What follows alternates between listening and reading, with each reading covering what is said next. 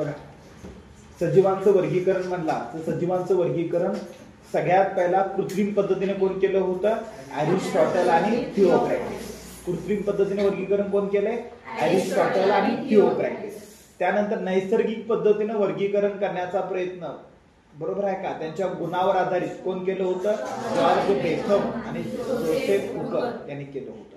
तर फायलोजेनिक पद्धत म्हणजे उत्क्रांतीच्या उत्क्रांतीच्या बेसवर वर्गीकरण करण्याचा प्रयत्न केला होता मेंडलर, कॅन्टल आणि, बरोबर आहे का, तत्वज्ञान नाव काय काय बघा ते, बरोबर आहे का. कुठल्या पद्धतीने त्यांनी केलंय? फायलोजेनिक पद्धतीनं उत्क्रांतीचं वर्गीकरण एल्गर, त्यानंतर कॅन्टल आणि तत्वज्ञान. तीन नावं प्रॉपर माहित असून दे. सिंपल जोड्या लावल्या विचारू शकतात. नैसर्गिक पद्धतीनं कोण केलं, कृत्रिम पद्धतीने कोण केलं आणि फायलोजेनिक. फायलोजेनिक पद्धत म्हणजे उत्क्रांतीच्या टप्प्यात, उत्क्रांतीमध्ये आणि सजीवांचं वर्गीकरण करत असताना उत्क्रांती सारखीच आहे. उदाहरणार्थ सगळ्यात पहिला सजीव कुठे जन्माला आले? पाण्यात. बरं, सगळ्यात पहिला सजीव मध्ये पहिला प्रोकॅरियोटिक सेल आली, बरोबर आहे का. पहिला प्रो काय युकॅरियोटिक, प्रोकॅरियोटिक आधिकेंद्रकीय पेशी. आधिकेंद्रकीय पेशीमध्ये केमिकल कंपाऊंड होतं. पहिल्यांदा कुठं आलं? पाण्यात आलं. आधिकेंद्रकीय पेशीतून उत्क्रांती झाली, युकॅरियोटिक सेल आली. युकॅरियोटिक सेल म्हणजे दृश्य केंद्रकीय पेशी आली आणि युकॅरियोटिक सेल मध्ये उत्क्रांती झाली, वनस्पती पेशी बनल्या, प्राणी पेशी बनल्या, बरोबर आहे का. मग पहिला वनस्पती असून दे किंवा पहिली प्राणी असून दे, कुठे जन्माला आलाय? पाण्यात. पहिली वनस्पती पाण्यात जन्माला आली तिला थॅलोफायटा म्हणतात, शेवाळ. नंतर या शेवाळामध्ये उत्क्रांती झाली, आणि उभयचर आले जे पाण्यात पण राहतात आणि जमिनीवर पण राहतात, त्याला म्हणले बायोफायटा. पहिला थॅलोफायटा आलं, तो कुठं होतं? पाण्यात. नंतर कोण आलं? ब्रायोफायटा. ते पाण्यात पण आहेत आणि जमिनीवर पण आहेत, मग त्याला उभयचर म्हणतात. मग आता वनस्पती कुठं आली? जमिनीवर. मग जमिनीवर वनस्पतीला वाढायचं असेल तर ते जमिनीवर मजबूत धरायला पाहिजे. मग त्याला मुळं पाहिजे, खोड पाहिजे, पानं पाहिजे, बरोबर आहे का. मग मूळ, खोड, पान असणारी पहिली वनस्पती आली तिला म्हणतात टेरिडोफायटा. मग टेरिडोफायटा या पूर्णपणे कुठे आहेत? जमिनीवर. बघा, पहिला पाण्यात आले, मग दोघांच्या मध्ये आले आणि मग जमिनीवर आले. कोण? टेरिडोफायटा. टेरिडोफायटामध्ये विकास झाला आणि टेरिडोफायटाला फुले, फळे आले, लैंगिक अवयव आले, अनावृत्त बीज बनले. अनावृत्त बीज मध्ये पुन्हा उत्क्रांती झाली आणि बियाच्या वरती आवरण आलं, द्विफलन घडलं आणि आवृत्त बीज घडले. मग उत्क्रांती टप्प्याटप्प्यानेच आहे का?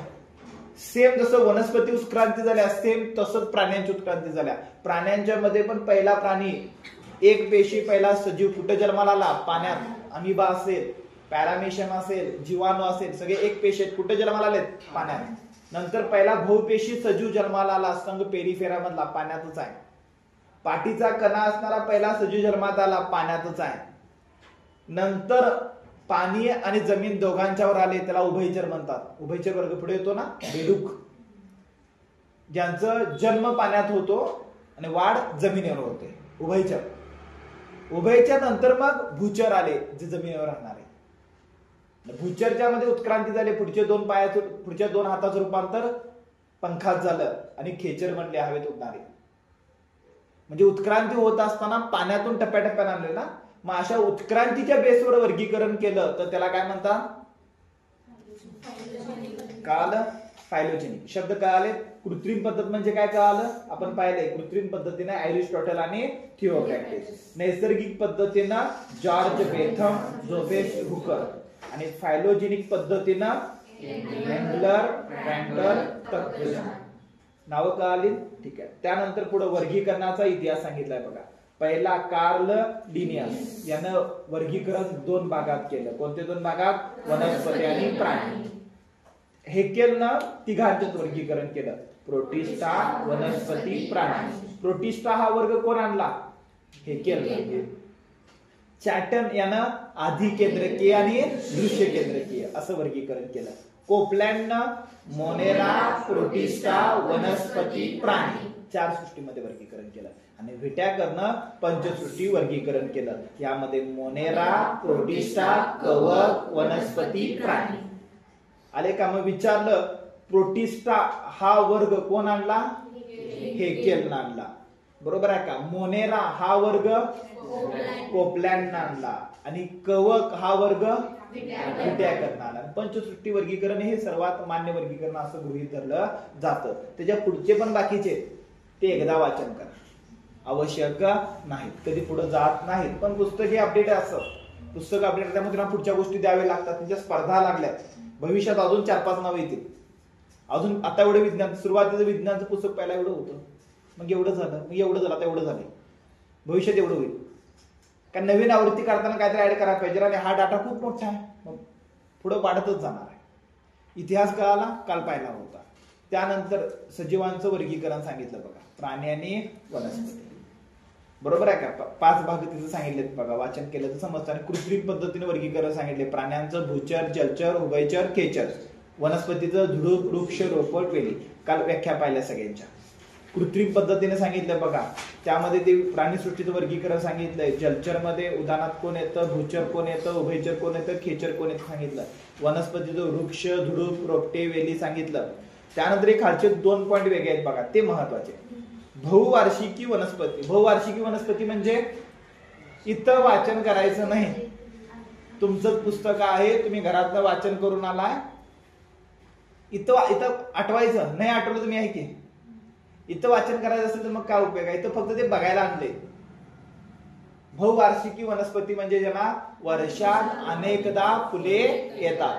ज्या वनस्पतीला वर्षामध्ये अनेकदा फुले येतात त्यांना बहुवार्षिकी वनस्पती म्हणतात. उदाहरणार्थ आंबा, वड, पिंपळ, चिंच, कडुलिंब, नारळ. ह्या कसल्या वनस्पती आहेत? बहुवार्षिकी वनस्पती. द्विवार्षिकी वनस्पती म्हणजे ज्यांच्या आयुष्यात 2 वर्षाचं असतं. ज्यांचं आयुष्य काय असतं? 2 वर्ष असतं. उदाहरणार्थ मुळा, गाजर, बीट. ह्या काय? द्विवार्षिकी वनस्पती. पण यांना फुले, फळे कितीदा येतात? एकदाच येतात. फुले, फळे कितीदा येतात? एकदा. म्हणून त्यांना काय म्हणतात? द्विवार्षिकी. फुले, फळे एकदा येतात, 2 वर्ष जगतात.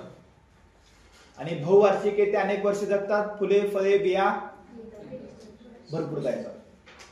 बरोबर आहे का? चला, त्यानंतर पुढं वार्षिक वनस्पती. ज्या वनस्पतीचं आयुष्यमान 1च वर्ष असतं. फुले, फळे एकदाच येतात. उदाहरणार्थ सूर्यफूल, ज्वारी, बाजरी, मका. 3 फॅक्ट कळाले? बहुवार्षिकी, द्विवार्षिकी, वार्षिकी. द्विवार्षिकीची उदाहरण मुळा, गाजर, बीट. बरोबर आहे का? चला, त्यानंतर यांत्रिक पद्धतीनं वर्गीकरण. पुढं त्या द्विसृष्टी पद्धत काल काय सांगितले? कोण सांगितलं होतं? कार्ल लिनियसने सांगितलं होतं. बरोबर आहे का? आणि त्याला कार्ल लिनियसने विशिष्ट गुणधर्माच्या आधारे सजीवांचं समूहामध्ये वर्गीकरण केलं. त्याला काय म्हणतात? वर्गकप, टॅक्सा असं म्हणतात. बरोबर आहे का? टॅक्सा असं म्हणतात. आणि नंतर मग त्यातून टॅक्सॉनॉमी हा शब्द कोण आणला? डी कॅन्डोलेनं आणला. त्यानुसार कार्ल लिनियसनं पदानुक्रम तयार केला. कार्ल लिनियसनं पदानुक्रम तयार केला, सजीवांचा समूह तयार केला. त्यात 1 नंबरला आहे किंगडम, 2 नंबरला आहे फायलम, 3 नंबरला आहे क्लास, 4 नंबरला आहे ऑर्डर, 5 नंबरला आहे फॅमिली, 6 नंबरला आहे जीनस आणि 7 नंबरला आहे स्पेसीज. क्रम लिहून दिला. आपण मराठीत दिलं होतं, त्याने इंग्लिश मध्ये दिलं. हा फरक आहे. बरोबर आहे का? पहिला किंगडम, मग फायलम, मग क्लास, मग ऑर्डर, मग फॅमिली, मग जीनस, मग स्पेसीस. तिसऱ्यांदा घ्या बघा. ठीक आहे, बरं असं नाही, मला काय अडचण नाही, भरपूर सांगेन, पण मला परफेक्ट पाहिजे. ठीक आहे, त्यानंतर पुढे गेला तर मग बाकीचं पदानुक्रम सांगितलंय बघा. पहिला डोमेन येतात. डोमेन सजीव.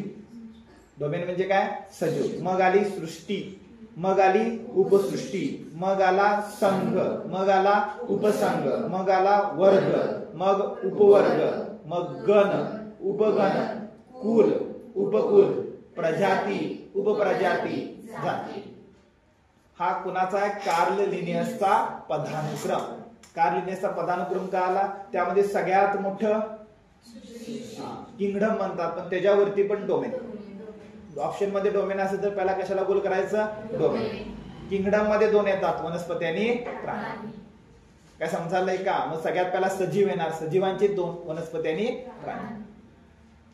त्यानंतर द्विमान पद्धतीने त्याने नाव दिलं, नाव देताना कसं दिले ते सगळं सांगितलं. एकदा वाचन करा. महत्वाची काही न महत्वाची नावं तुम्हाला माहित पाहिजे. मानवाला काय म्हणतात? मनुष्याची प्रजाती कोणत्या? होमोनिडा. जाती कोणत्या? सेपियन. मनुष्याला काय म्हणतात? होमोसेपियन. सिंहाची प्रजाती पॅथेरा, जाती लिओ, नाव काय? पॅथिरोलिओ. वाघाला प्रजाती पॅथेरा, जात टायग्रिस, नाव काय? पॅथेरा टायग्रिस. बिबट्याचं प्रजाती पॅथेरा, जाती पार्डस, नाव काय? पॅथेरा पार्डस. त्यानंतर चित्ता सांगितलाय बघा. मांजर, मी मांजर फक्त घेईन, फेलिस आणि डोमेस्टिक्स. Felis domesticus. कुत्र्याला कॅनिस ल्युपस, कॅनिस ल्युपस. त्यानंतर घोड्याचं सांगितलंय. बऱ्यापैकी आहे, सगळं वाचन करा. प्रत्येक वेळी जेव्हा पुस्तकाच्या बेसवर वाचन करणार तेव्हा ते करायचंच. डास सुद्धा विचारतात. डासाची प्रजाती एडिस, जाती इजिप्ती, नाव काय? Aedes aegypti. आंबा प्रजाती मॅजिफेरा, जाती इंडिका, नाव मॅजिफेरा इंडिका. गुलाब प्रजाती रोझा, जाती गॅलिका, नाव रोझा गॅलिका. सांगितले ते, ठीक आहे, लक्षात ठेवा. त्यानंतर पंचसृष्टी वर्गीकरण. पंचसृष्टी वर्गीकरण कशाच्या आधारे केलंय? पेशीचा प्रकार, सजीवांची रचना, पोषणाची पद्धत, जीवन पद्धती, ह्या सगळ्यांचा अभ्यास करून आम्ही काय केलं? पंचसृष्टी वर्गीकरण केलं. बरोबर आहे का? पेशीचे प्रकार दोन आहेत, सजीवांची रचना एक पेशी आहेत, बहुपेशी आहेत, पोषणाच्या पद्धतीमध्ये परपोषी आहेत. बरोबर आहे का? स्वयंपोषी आहेत, बरोबर, परजीवी आहेत, आंतरपरजीवी आहेत, पायी परजीवी आहेत. सगळं जीवन पद्धतीमध्ये उत्पादक आहेत, भक्षक आहेत, विघटक आहेत. उत्पादक म्हणजे निर्मिती करणारे वनस्पती, भक्षक म्हणजे खाणारे वनस्पतींना. आम्ही सगळे आम्ही भक्षक आहोत ना? का आम्ही स्वतः जाणं स्वतः तयार करतोय, दुसऱ्याचं खातोय. वनस्पती कमी पडल्या की काय कोणास ठाऊक. आता काय खायला चालू केलंय? प्राणी पण खायला चालू केलंय. भविष्यात अजून काय काय करू सांगता येत नाही. विघटक म्हणून आहेत, सूक्ष्म घटक आहेत ना, यात जीवन पद्धतीनुसार आहे. पंचसृष्टी पद्धत सांगितली. त्यामध्ये पहिल्यांदा सृष्टी मोनेरा, तिची वैशिष्ट्य आधी केंद्रकीय असतात, केंद्रक असतं पण केंद्रात आवरण नसतं, पेशी अंगके नसतात. बरोबर आहे का? गुणसूत्रे नसतात, डीएनए मात्र असतो. पेशी भित्तिका ही पेप्टिक डोग्लायकोन पासून बनलेले असते. तो शब्द खूप महत्वाचा आहे, परीक्षेला विचारतात. सृष्टी मोनेरामध्ये किंवा आधी केंद्रकीय पेशीमध्ये, आधी केंद्रकीय पेशीमध्ये पेशी भित्तिका कशापासून बनलेले असते? पेप्टिडोग्लायकोन पासून बनलेले असते. सर्वात प्राचीन सजीव आहे, हरित लवके असतात, तंतुकणिका असते.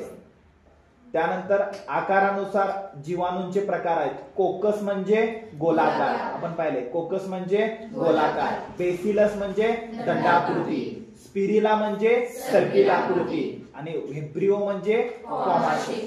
म्हणजे सृष्टी मोनेरामध्ये बऱ्यापैकी सगळे जीवाणू येतात. त्या जीवाणूच्या आकारानुसार ते जे प्रकार पडतात, जोड्या लावायला विचारतात. उदाहरणार्थ कॉकस म्हणजे गोलाकार, बॅसिलस म्हणजे दंडाकृती, स्पिरिला म्हणजे सर्पिलाकृती आणि व्हिब्रिओ म्हणजे कॉमाशे. ह्याचे दोन गटामध्ये विभाजन केलं जातं. काल पाहिले आपण. कोणते दोन गट आहेत? आर्किया आणि युरॅकिया. कोणते दोन गट आहेत? आर्किया आणि युरॅकिया. आर्कियामध्ये तीन प्रकार पाहायला मिळतात: मिथेनोजनस, थर्मोऑसिडोफाइल्स, हेलोफाइल्स. आर्कियाचे किती प्रकार पाहायला मिळतात? तीन. आर्कियाचे किती प्रकार आहेत? तीन. पहिला प्रकार मिथेनोजनस, थर्मोऑसिडोफाइल्स, हेलोफाइल्स. मिथेनोजनस म्हणजे दलदलयुक्त प्रदेशात पाहायला मिळतात, मिथेनच्या सानिध्यात वाहतात, ऑक्सिजनच्या सानिध्यामध्ये मृत्यू नष्ट होतात. बरोबर आहे का? कुणाच्या? मिथेन पासून ते ऊर्जा मुक्त करतात. कशापासून? मिथेन पासून. थर्मो ऍसिडोफाइल्स असतात, अतिशय उष्ण आणि आम्लयुक्त प्रदेशात पाहायला मिळतात. हायड्रोजन सल्फाइड पासून ऊर्जा मुक्त करतात. कशापासून? हायड्रोजन सल्फाइडचा वापर करून ऊर्जा मुक्त करतात. तिसरा असतात हॅलोफाइल्स. कुठे पाहायला मिळतात? अतिशय क्षारयुक्त परिसरात पाहायला मिळतात. बरोबर आहे का? अतिशय क्षारयुक्त परिसरात पाहायला मिळतात. अल्कली संयुगाच्या साहाय्याने ऊर्जा मुक्त करतात. तिसरा आहे, बरोबर आहे का? तिन्ही नावं कळाली. तिघांच्या मध्ये मूलभूत फरक काय? ऊर्जामुक्त कशापासून फरक करतात? मिथेनोफाइल्स मिथेन पासून ऊर्जा मुक्त करतात. थर्मोऍसिडोफाइल्स हायड्रोजन पासून ऊर्जा मुक्त करतात. आणि हॅलोफाइल्स अल्कली संयुगापासून ऊर्जा मुक्त करतात. मिथेनोजनस कुठे आढळतात? दलदरयुक्त प्रदेशात. थर्मोऍसिडोफाइल्स कुठे आढळतात? अतिउष्ण आणि आम्लयुक्त प्रदेशात पाहायला मिळतात. आणि हॅलोफाइल्स क्षारयुक्त समुद्रामध्ये आढळतात. त्यानंतर दुसरा प्रकार आहे युबॅक्टेरिया, जीवाणू म्हणतात. इथं जीवाणूमध्ये दोन सांगितले. आता ग्राम पॉझिटिव्ह जीवाणू म्हणजे काय आणि ग्राम निगेटिव्ह जीवाणू म्हणजे काय सांगितलंय, एकदा वाचन करा. त्यानंतर युबॅक्टेरिया जीवाणूचा मुख्य समूह सांगितला, एकदा वाचन करा. एवढं पाठ करत बसू नका, भविष्यात वाटलं तर करा, आता नको. आता जरा थांबा, नाहीतर आहे ते पहिला सोपं विसरून जाशील. काय समजायला काही ठिकाणी थांबायचं, भविष्यात जे सांगितले ते परफेक्ट झालं ना, मग तिथं हात घालायचा. क्वेश्चन पण येत नाही तिथं, एवढं किचकट क्वेश्चन विचारत नाहीत. आणि तुम्हाला टप्प्याटप्प्यानं जायचं, एकदम सगळं खाल्लं की बसणार नाही, बरोबर आहे का? मग टप्प्याटप्प्यानं तुम्हाला जावं लागेल, टप्प्याटप्प्यानं त्या गोष्टी समजून घ्याव्या लागतील. समजायलंय? ठीक आहे. त्यानंतर पुढे चला. जीवाणूमध्ये काही आहेत उपयुक्त जीवाणू आणि काही आहेत हानिकारक जीवाणू, बरोबर आहे का? उपयुक्त जीवाणू आहेत, उपयुक्त जीवाणू आहेत. बऱ्यापैकी कशासाठी उपयुक्त असतात? नायट्रोजनच्या स्थिरीकरणासाठी उपयुक्त असतात, नैसर्गिक स्थिरीकरणासाठी उपयुक्त असतात, जैविक स्थिरीकरणासाठी उपयुक्त असतात. मग नायट्रोजनचं स्थिरीकरण करणारे जीवाणू कोणते आहेत? नायट्राइड प्रकारचे जीवाणू असतात. ते कसल्या प्रकारचे असतात? नायट्राइड प्रकारचे असतात. उदाहरणार्थ नायट्रोसोमोनस, दुसरं नायट्रोस्पिरा आणि तिसरं नायट्रोकोकस. कुठलं वाचन करलं ते कळालंय? इकडचं काय फक्त वाचन केलं की तुम्हाला समजतं काय ते. परीक्षेला विचारतात फॅक्ट, एमसीक्यू. नायट्रोजनचं स्थिरीकरण करणारे जे जीवाणू असतात त्याला नायट्राइड प्रकारचे जीवाणू म्हणतात. त्यामध्ये कोणते येतात? नायट्रोसोमोनस, नायट्रोस्पिरा, नायट्रोसोकोकस ही त्याची जीवाणू, बरोबर आहे का? महत्वाचा आहे, जो जीवाणू काय करतो? अमोनिया बरोबर नायट्रोजनचं स्थिरीकरण करतो आणि तो स्वतंत्रपणे राहतो, त्याला म्हणतात ॲझोटोबॅक्टेरिया, बरोबर आहे का? जैविक स्थिरीकरण करणारा नायट्रोजनचं नाव काय? ॲझोटोबॅक्टेरिया. एरोबिक असं पण म्हणतात त्याला. दुसरा आहे त्याला रोडोस्पिरियस म्हणतात. त्यानंतर नॉस्ट्रॉक आहे, एनॉबिन आहे. हे सगळे आहेत काय काम करतात? जैविक स्थिरीकरणाचं काम करतात. नावं पाठ पाहिजे. तर जैविक स्थिरीकरण करणारे कोण कोण आहेत? ॲझोटोबॅक्टेरिया, त्याला काय म्हणतात? एरोबिक. रोडोस्पिरियस त्याला म्हणतात अनएरोबिक. नॉस्ट्रॉक, एनॉबिन. मला वाटतं परवाच्या परीक्षेला नॉस्ट्रॉक तरी ओळखीचा वाटला असेल. मागच्या 2 परीक्षेला नॉस्ट्रॉक आला होता बघा, मिक्स परीक्षेला. ठीक आहे, तुमचं बायोची परीक्षा घ्यायची तेव्हा हे होऊन दे जरा. फिजिक्स केमिस्ट्री होत असताना बायोच्या परीक्षा भरपूर घेईल, तेव्हा तुमचे कॉलेजचे एक्झाम पण संपतात ना. आणि तोपर्यंत तुमचं बायो झालेले असतात 10-12 टॉपिक, आणि ते 10-12 टॉपिक काय करायचं आहे? परफेक्टच करायचे, बरोबर आहे का? आणि मला विचारलं तर खरंच तुमच्या बॅच मध्ये बायोला भरपूर वेळ गेला. एवढा वेळ कुठल्याच बॅचला गेला नव्हता. सगळं कॅल्क्युलेशन तुमची बॅच ब्रेक करायला एवढा वेळ त्याला लागला. पण ठीक आहे, असो, मला काही गडबड नाही. अजून जास्त वेळ लागला तर मी द्यायला तयार आहे, कारण मला रिझल्ट काही एका वर्षात द्यायचे नाहीत, काय 15 दिवसात येण्याचे नाही. लागला तरी वेळ जास्त लागून दे. मी घड्याकडे बघायला 1ला घड्याळ गेले, अजून निम्म पण राहिले, काल शिकवलेलेच परत गेले. पण असून दे, मला काही गडबड नाही. टप्प्याटप्प्याने जो पण व्यवस्थित करू, पण एवढं स्लो मध्ये आले तर तुमचं पण परफेक्ट व्हायला पाहिजे. वेळ दिलाय तर तुम्ही पण परफेक्ट व्हायचं. काय पाहिजे ते जगज्योत करा, वाटले तर त्याच्यावर लिहून काढा, काय होत नाही, पण तोंडात पाठच व्हायला पाहिजे. विचारलं की काय विचारलं? जैविक स्थिरीकरण, नायट्रोजनचं जैविक स्थिरीकरण करणारे कोणकोणते जीवाणू आहेत तर सांगता आलं पाहिजे. ॲझोटोबॅक्टेरिया, रोडोस्पिरियस, नॉस्ट्रॉक, एनॅबिन. नायट्रीकरण करणारे काही जीवाणूंचा सम आहे, त्यामध्ये कोण आहेत? नायट्रोसोमॉन्स, नायट्रोस्पिरा, नायट्रोकोकस. ही नावं आहेत काय त्यांच्या आकारानुसार असतात. काय समजाले का? बाकीचं काय नाही ते, बरोबर आहे का? नायट्रोसोमॉनस म्हणला तर कसला आकार असणार? अरे आपण पाहिले की जीवाणूंचे वेगवेगळे आकार आहेत, बरोबर आहे का? बरोबर का? कोकस शब्दाला तर गोलाकार, मग नायट्रोकोकस हे गोलाकार असणार. नायट्रोस्पोरिला हा सर्पिल आकृती असेल, बरोबर आहे का? आणि नायट्रोसोमॉनस हा मला विचारला तर दंडाकृती असेल. त्या आकारानुसार नाव आहे, दुसरं काय प्रकार नाही. तर त्यानंतर अमोनियाकारक जीवाणू जे अमोनियाचं स्थिरीकरण करतात, बरोबर आहे का, त्याला बेसिलस सारखे जीवाणू आहेत. कुठले? बेसिलस सारखे जीवाणू काय काम करतात? अमोनियाकारक जीवाणू म्हणून काम करतात, अमोनियाचं स्थिरीकरण करतात. दुसरं सल्फर जीवाणू जे सल्फेट तयार करतात, बरोबर आहे, सल्फेट निर्मितीसाठी उपयुक्त असणारे सल्फर जीवाणू म्हणतात. त्यामध्ये येतो महत्वाचा कोणता? थायोबेसिलस प्रकारचे जीवाणू. कोणते? थायोबेसिलस प्रकारचे जीवाणू प्रथिने सडल्यानंतर त्याचं सल्फाईडचं रूपांतर कशात करतात? सल्फेट मध्ये करतात. सल्फाईडचे रूपांतर सल्फ्युरिक आम्लामध्ये करतात व त्यापासून सल्फेट तयार होतं. बरोबर आहे का? कोणत्या प्रकारचे जीवाणू आहेत ते? थायोबेसिलस प्रकारचे जीवाणू. कोणते? थायोबेसिलस प्रकारचे जीवाणू काय करतात? हायड्रोजन सल्फाईडचे रूपांतर सल्फ्युरिक आम्लामध्ये करतात आणि त्याचं नंतर रूपांतर सल्फेटमध्ये होतं. त्यानंतर दुधाचं दह्यामध्ये रूपांतर करणारा लॅक्टोबेसिलस जीवाणू असतो. पनीर तयार करताना पण त्याचा उपयोग केला जातो.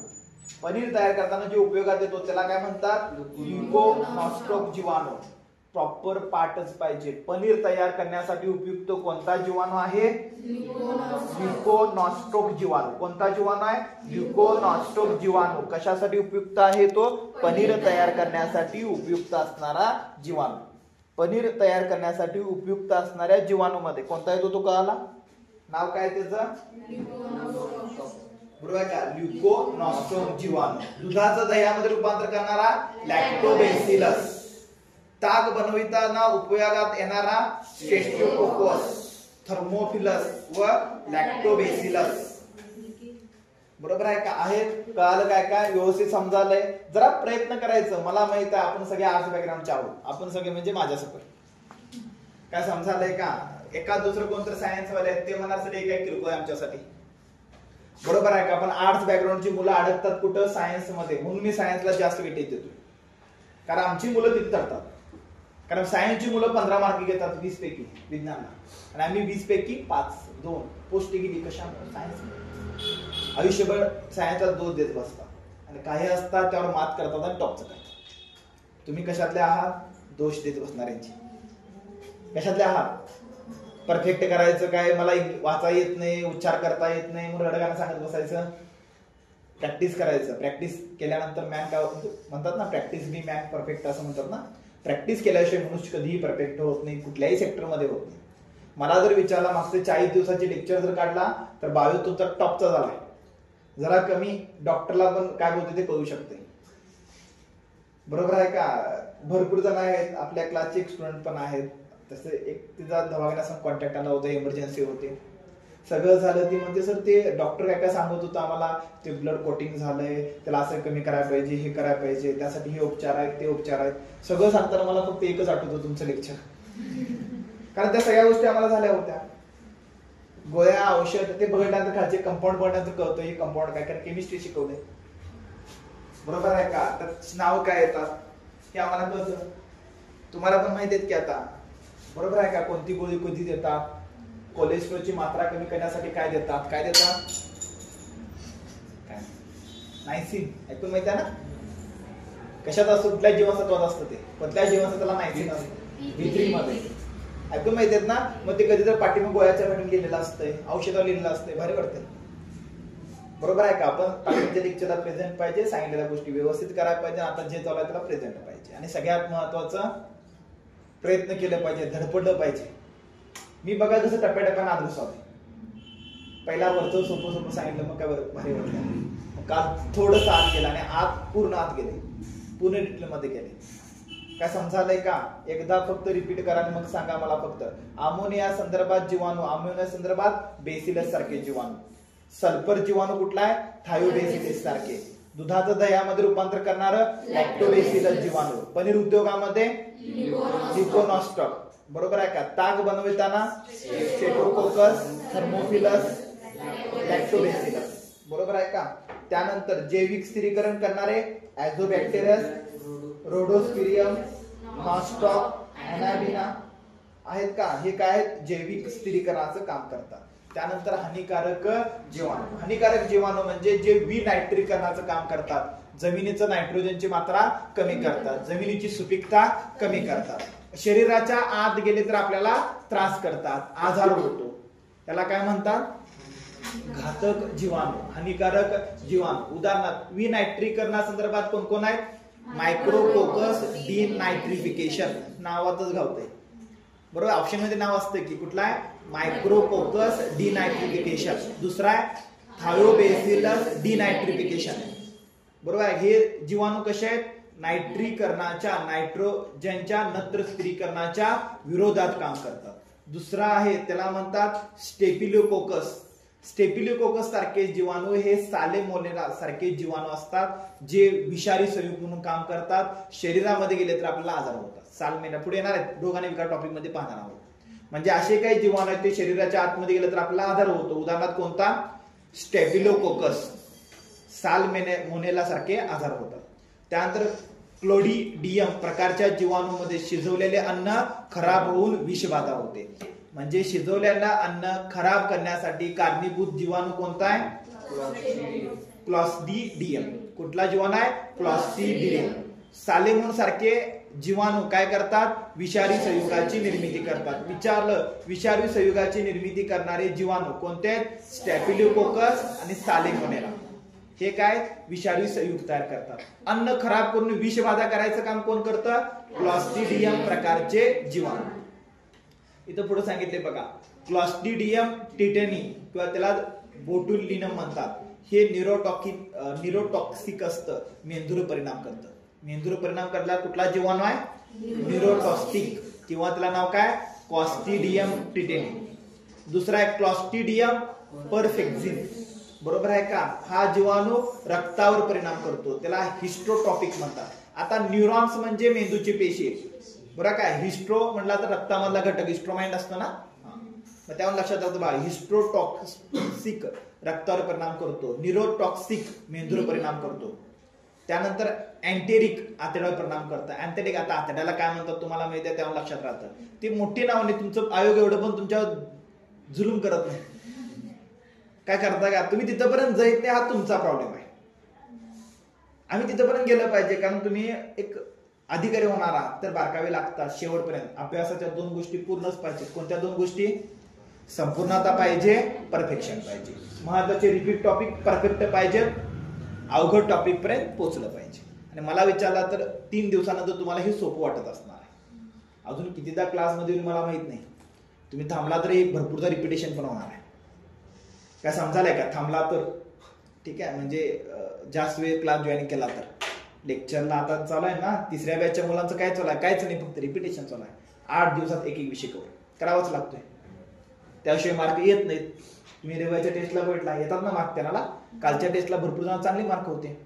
त्यांचं 1.5 महिन्याची शेड्यूल तयार केलं होतं, त्याचे परिणाम होते. तुमची वेळ आली तर तुमचं पण शेड्यूल तयार करा, वेळ यायला पाहिजे. तोपर्यंत काय ठेवायला पाहिजे? पेशन्स. ठीक आहे, चला. त्यानंतर पुढे एकदा मला रिपीट करा आणि मग सांगा. न्यूरोटॉक्सिक मेंदूवर परिणाम करतो, हिस्टोटॉक्सिक रक्तावर परिणाम करतो, अँटेरिक आतड्यावर परिणाम करतो. त्यांचे ऑथर नाव पण बघा, क्लॉस्ट्रिडियम बरोबर आहे का? क्लॉस्ट्रिडियम टिटेनी, क्लॉस्ट्रिडियम परफेक्झिन्स आणि क्लॉस्ट्रिडियम डिफिसाइन आहेत का? एकसारखेच आहेत बघा. त्यानंतर मायक्रोप्लाझ्मा सारखा सूक्ष्म घटक आहे, तो शरीराच्या पेशीभित्ती बरोबर आहे का? प्रायक्लोप्लाझ्मा हा सूक्ष्म आकाराचा विनॉक्सी जीवाणू आहे, त्यात पेशीभित्तिका नसते. अँटीबायोटिक्स परिणाम होत नाही, त्याच्यामुळे वनस्पती आणि प्राण्याला विविध रोग होतात. पुन्हा कशामुळे? मायक्रोप्लाझ्मा. ठीक आहे. त्यानंतर ऍक्टिनॉइसिट तंतुमय जीवाणू असून विघटन म्हणून कार्य करतो. याचा उपयोग विविध प्रकारचे अँटीबायोटिक्स तयार करण्यासाठी केला जातो. अँटीबायोटिक्स तयार करण्यासाठी कशाचा वापर केला जातो? ऍक्टिनोमायसिटिस ह्या जीवाणूचा. ऍक्टिनोमायसिटिस ह्या जीवाणूचा वापर करून अँटीबायोटिक्स ह्या ऍक्टिनोमायसिट्स ह्या जीवाणूचा वापर करून अँटीबॉडीज तयार केल्या जातात. त्यानंतर रिकॅट्सिया बरोबर आहे का? ही परजीवी जीवाणू आहे. टायफस फिवर हा आजार होण्यासाठी कारणीभूत असतो. काय का कळालं? हे हानिकारक जीवाणू पाहिलेत बघा, हानिकारक आणि उपयुक्त. उपयुक्त झाले, हानिकृत झाले. प्रॉपर पाठच करायचा घरातून, नोट्स काढायचं, परफेक्शन करायचं आणि प्रत्येक रिपिटेशन करायचं. घुसते डोक्यात आणि तुमची परीक्षा 4 ऑप्शन असतात.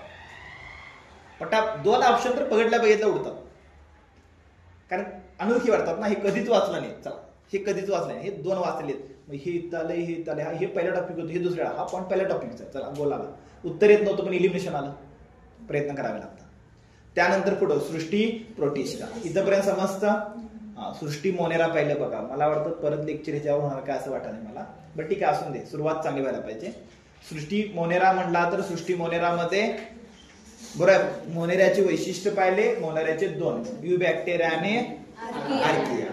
त्यानंतर सृष्टी प्रोटिस्टा, प्रोटिस्टाची वैशिष्ट्ये दृश्य केंद्रिकी पेशी असते, पेशी अंगके असतात, सेल्युलोज पासून बनलेले असतात, बहुधा पाण्यात तर काही जमिनीवर आढळतात, रोमके असते, कक्षाभिक्की असतात, बरोबर आहे का. त्याच्याद्वारे ते काय करू शकतात, हालचाल करू शकतात. दृश्य केंद्रिकी पेशी असल्यामुळे तंतुकणिका असतात, हरितलवके असतात, आंतरद्रव्य जालिका असते, गॉल्गी संकुल असते, केंद्रक असतं, डीएनए असतं, हिस्टोन प्रथिने असतं, गुणसूत्रे असतात. जी दृश्य केंद्रिकी पेशीची वैशिष्ट्य आहेत सगळी ह्याची वैशिष्ट्ये असणार. ह्याचे 4 प्रकार आहेत, आपण काल पाहिलेत. पहिलं वनस्पती सदृश्य प्रोटिस्टा, पहिलं कोणतं, वनस्पती सदृश्य प्रोटिस्टा. स्वयंपोषी असतात, पेशीभित्तिका सेल्युलोज पासून बनलेली असते, उदाहरणार्थ सोनेरी शेवा. बाकीची नावं काय पाठ करत बसू नका, एकदा वाचन करा आणि सोडा. प्राणी सदृश्य प्रोटिस्टा, पेशीभित्तिका नसते, ग्लायकोजनच्या स्वरूपात अन्न साठवतात, उदाहरणार्थ अमिबा आणि पॅरामेशियम. कवक सदृश्य प्रोटिस्टा, मृतोपजीवी सजीवावर जगतात, बीजभित्तिका नसते, उदाहरणार्थ बुरशी, स्माइल मोल्ड, काय म्हणतात त्याला, स्माइल मोल्ड. त्यानंतर युग्लिनाइड्स, युग्लिनाइडचं वैशिष्ट्य काय, प्रकाश संश्लेषण करतात, प्रकाश संश्लेषण जलचर सजीव असून प्रकाश ऊर्जा नसल्यास परपोषी म्हणून काम करतात. म्हणजे युग्लिनाइड्स हा एकमेव जलचर आहे, सजीव आहे, बरोबर आहे का. वनस्पती आहे ते स्वतःच्या अन्न स्वतः तयार करतात, दुसरं हा पण आहे युग्लिनाइड्स, हा स्वतःचे अन्न स्वतः तयार करतो, पण प्रकाश नसेल तर परपोषी असतो, युग्लिना. त्यानंतर संघ प्रोटोझोआ, त्याचा उपवर्ग आहे, सांगितले तुम्हाला. संघ प्रोटिस्टामध्ये एक संघ आहे, त्याचं नाव काय, प्रोटोझोआ, त्याला अधिजीवा असं पण म्हणतात. ह्या संघाचा शोध कोण लावला होता, लेव्हेनहुकनं लावला होता. सगळी वैशिष्ट्य काय असणार, संघ प्रोटिस्टाची जी वैशिष्ट्य आहेत, दृश्य केंद्रिकी पेशीची जी वैशिष्ट्य आहेत ती सगळी वैशिष्ट्ये इथं पाहायला मिळणार. प्रजनन प्रामुख्यानं प्रोटोझोआमध्ये अलैंगिक प्रजनन होतं. कसलं प्रजनन होतं, अलैंगिक, त्यामध्ये विखंडन पाहायला मिळतं. त्यानंतर महत्वाचं, यामध्ये वेगवेगळ्या प्रकारचे 30,000 प्रजाती पाहायला मिळतात. म्हणजे संघ प्रोटोझोआमध्ये किती प्रकारच्या प्रजाती पाहायला मिळतात, 30,000च्या आसपास प्रजाती पाहायला मिळतात. त्याची उदाहरणं पाठच पाहिजेत. उदाहरणार्थ अमिबा, पॅरामेशियम, युग्लिना, प्लाझ्मोडियम, क्लायमोडोमोनास, बरोबर आहे का, अँथॅमिबा, हिस्टोलिटिका, काय काय नाव आहेत बघा. ह्यातलं अशी वेलनोन नावं विचारत नाहीत, वेलनोन असतात ती विचारतात, वेलनोन नसणारे कधीही विचारत नाही. उदाहरणार्थ विचारलं तर काय विचारणार, अमिबा, पॅरामेशियम, युग्लिना, प्लाझ्मोडियम, क्लायमोडोमोनास, इथपर्यंत जाऊ शकतात. तरी पण आपण नोट्स करताना काढायचं, वाचन करत राहायचं आपण प्लस, कारण काय तुमच्यातले काही जण 1.5-2 वर्षांनंतर परीक्षेला जाणार आहे ना, भविष्यात हे पण करावं लागेल. जे आता 11वी 12वीला त्यांच्यासाठी फर्स्ट इयरला आहेत, 2 वर्षानं 3 वर्षानं परीक्षेला जाणार आहेत, तोपर्यंत तुमचं सायन्स परफेक्टच होते. फक्त सांगितलेल्या गोष्टी व्यवस्थित फॉलो करायच्या. काय समजाले का, नवीन आहेत त्यांना तर 2 वर्षात, उद्या नोव्हेंबरच्या पेपरला जाणार आहे, तुमच्या क्लासमध्ये हे वाक्य प्रत्येक क्लासमध्ये 1-2दा येणार. नोव्हेंबरला जाणारे 1 महिन्याने पेपर आहे, तिथं काय नाही, तिथे तुम्ही अनुभव घेऊन जाणार आहे तुमच्या बॅचमध्ये. पुढचा पेपर आहे तो दुसऱ्या बॅचसाठी लय महत्वाचा, कारण तिथं त्या बॅचसाठी आपण तिथं तयार करतो. तुम्हाला मात्र नोव्हेंबर, तुमच्यातले भरपूर जण नोव्हेंबरच्या परीक्षेला पूर्ण ताकदीने जाणार आहेत, बरोबर आहे का. नोव्हेंबरला लय दिवस राहिले नाहीत, किती दिवस राहिले,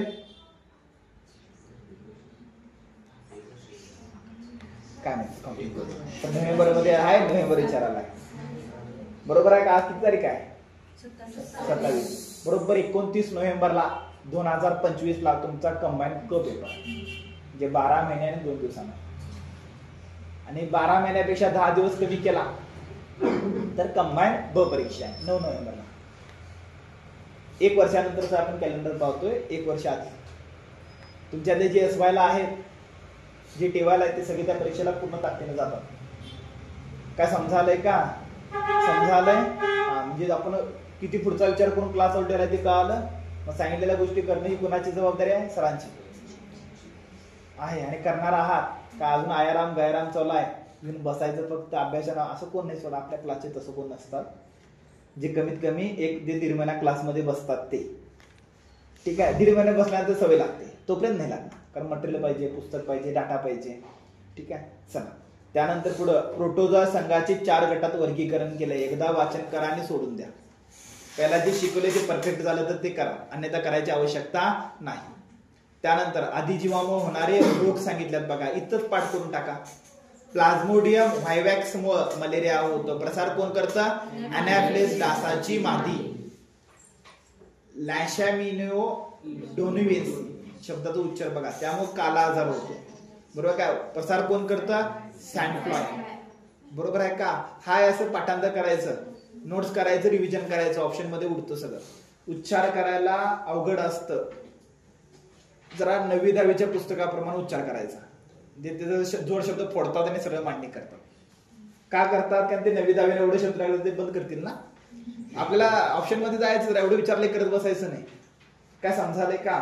चला, पहिलं प्लाझ्मोडियम व्हायवॅक्स मुळे मलेरिया होतो.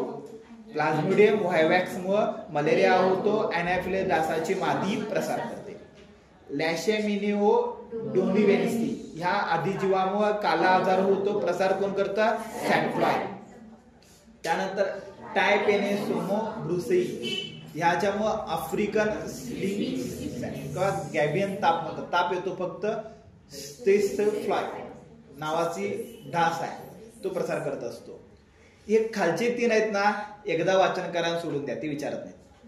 कारण ते एक्स्ट्रा दिलेत ऍडिशन मध्ये. वरचे 2 तुमची परीक्षा सध्याच्या फॉर्मॅटनुसार वेल नोन विचारते, तिथपर्यंत कोण पोहोचत नाही, हे पण सत्य आहे. भविष्यात 2-3 वर्षानंतर तीव्रता वाढून खालची विचारू शकतो. ठीक आहे, मग वरचे 2-3 करा बास, भविष्य टप्प्याटप्प्याने आज. त्यानंतर पुढं सृष्टी कवक. बरोबर आहे का? सृष्टी कवक हे कसं असतं? दृश्य केंद्रिकीय पेशी असते, मृतोपजीवी असतात. बरोबर आहे का? काही सहजीवी मध्ये जगतात. सहजीवी जगणारे कोण कोण आहेत? लायकेन आणि रायझोबियम. लायकेन आणि रायझोबियम हे सहजीवी मध्ये जगतात. काही एक पेशी आहेत, उदाहरणार्थ किण्व. काही बहुपेशी आहेत, उदाहरणार्थ पेनिसिलिन. किण्व याच्या आधी आपण पाहिले, कुठे पाहिले किण्व? प्रजनन टॉपिक मध्ये. आठवतं का? ज्यांच्यामध्ये एक पेशी आहेत आणि ज्यांच्यामध्ये कलिकायन होतं आणि मुक्लायन होतं. आठवतं का? कलिकायन आणि मुक्लायन. कलिकायनचं उदाहरण काय होतं? किण्व. बरोबर आहे का? आणि मुक्लायनचं उदाहरण काय होतं? ते वेगळं होतं. आठवतं का? बहुपेशी सजीवामध्ये होणार आणि एक पेशी सजीवावर होणार. बरोबर आहे? एक पेशीमध्ये किण्व आणि बहुपेशीमध्ये पेनिसिलिन. पेनिसिलिन का महत्वाचं असतं? पेनिसिलिनचं इंजेक्शन असतं माहितीये का? कवकापासून पेनिसिलिन तयार. ऐकतं का? बुरशी, ईस्ट, कवकापासूनच पेनिसिलिन इंजेक्शन तयार केलं जातं, जे आधी अँटीबायोटिक्स म्हणून वापरलं जात होतं, प्रतिकार शक्ती वाढवण्यासाठी वापरलं जात होतं आधी. आता बंद झालं, आता त्याच्या पुढची अँटीबॉडी झाली. सुरुवातीला बरोबर आहे का? पेनिसिलिनचं इंजेक्शन सुरुवातीला दिलं जात होतं अँटीबायोटिक्स म्हणून. त्यानंतर पुढे चला. त्यानंतर या कवकांची पेशीभित्तिका कशापासून बनलेली असते? कायटिन किंवा फंगल सेल्युलोज पासून बनलेली असते. कवकाची पेशीभित्तिका कशापासून बनलेली असते? कायटिन किंवा फंगल सेल्युलोज पासून. बरोबर आहे का? ह्याच्या आधी आपण पाहिलंय, बरोबर आहे का? दृश्य केंद्र आपण पाहिले ना. ह्याच्या आधी जीवाणूची पेशीभित्तिका पेप्टिगोड नाईट्स पासून मग पाहिलं आपण. कवकांची कायटिन आणि फंगल सेल्युलोज. काही कवके तंतुमन असतात, पुढे कवके येणार मध्ये पुढे बघू. त्यानंतर कवकाच्या 2 प्रकार पाहायला मिळतात. 2 नाही, किती प्रकार आहेत? 4 प्रकार आहेत. किती प्रकार आहेत? 4. पहिला आहे फायलोकोसायमॅटिस, दुसरा आहे ऍस्कोफोमायटेसिस, तिसरा आहे बेसिलोसायमॅटिस, त्यानंतर ड्युरेटोसायमॅटिस. बरोबर आहे का? 4ही हाय असं लिहायचं, जरा प्रॅक्टिस करायचं, उदाहरणं आवश्यक नाहीत. आवश्यक वाटले तर करा, शक्यतो विचारत नाहीत. एकदा वाचन करा, तात्पुरतं थांबवा, भविष्यात बघू. लगेच आत एवढं लगेच तज्ञ व्हायला जाऊ नका, हाय ते पण विसरचे ना. कवकाची बेसिक वैशिष्ट्य लक्षात ठेवा, बास होतो. नाहीतर लयच सर आता काय सोपं जाईल करून टाकतोच, करायचंय आपल्याला, पण परीक्षेची तीव्रता बघून, परीक्षेचा फॉर्मॅट बघून, परीक्षेचं स्ट्रक्चर बघून.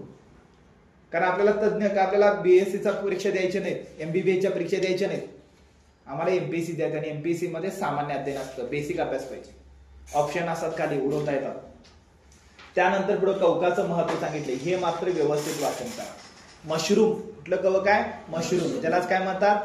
ॲगेरिकस डिस्पोरस म्हणतात. सर्वाधिक उपयोगाचा अन्न पदार्थ म्हणून वापरलं जातं. पनीर उद्योगामध्ये पेनिसिलियम्स ह्या कवकाचा उपयोग केला जातो. पनीर उद्योगामध्ये कणाचा?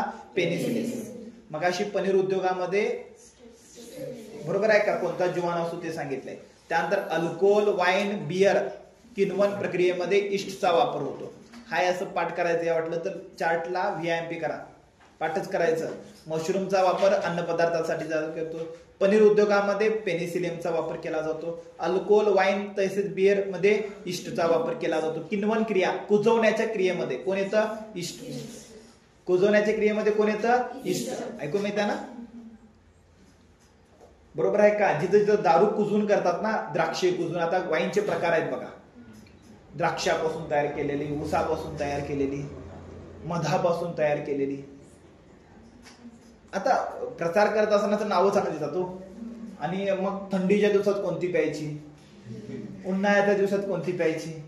आणि काही दिवसानं हे सत्य, आणि काही दिवसानं 2-3 वर्षात तुमच्या स्टेशनरीच्या दुकानात आणि बेकरीच्या दुकानात दारू विकायला चालू. थांबा, करणार, 100% करणार. मागच्या टायमाला प्रयत्न झाला, लोकांनी विरोध केला, सरकार पडण्याची भीती होती. आता काहीच टेन्शन नाही, बहुमताचं सरकार आहे, स्पष्ट बहुमताचं.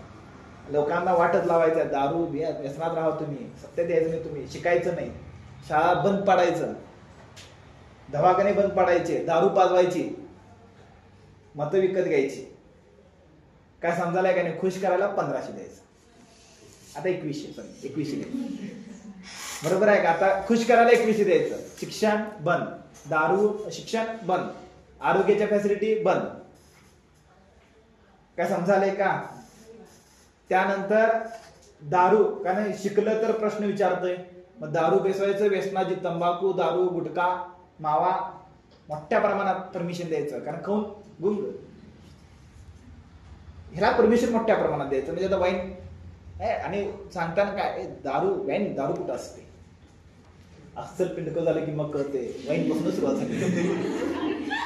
काय समजायलंय का? बरं ठीक आहे. हे सगळं कशामध्ये तयार करतात? किण्वन क्रियेमध्ये. ठीक आहे, समजायलंय. आमची व्यवस्था खूप चांगली चालल्या ना, थोडक्यात सांगितलं आपली व्यवस्था किती टॉपची चालल्या. आणि काही दिवसानं भारत टॉपला असणार आहे, कुठं ते तुम्हाला कळालं.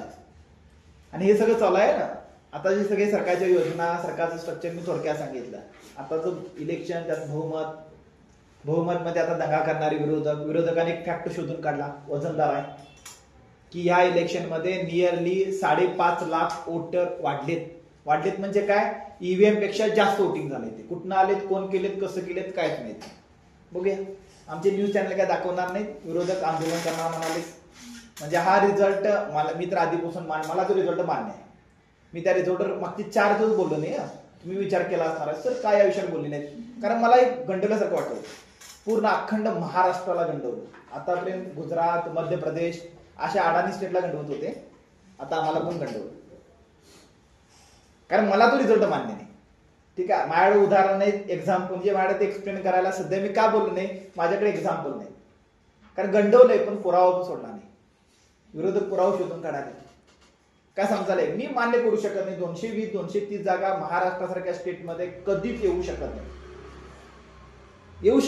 आणि विरोधकांचं एवढं, शरद पवार एवढे पाठीमागे नव्हते. त्यांच्या प्रचार सभेला लाखो लोक येत होते. त्याला युट्यूबला 2-3 लाख फॉलोअर्स आहेत 24 तासामध्ये. तुम्ही जावा, उद्धव ठाकरेंचं एक लाईव्ह भाषण ऐकायचं आणि खालचं व्ह्यूज बघायच्या, आणि दुसरीकडे दुसऱ्याच्या व्ह्यूज पण बघायच्या, जे जिंकलेत त्यांची.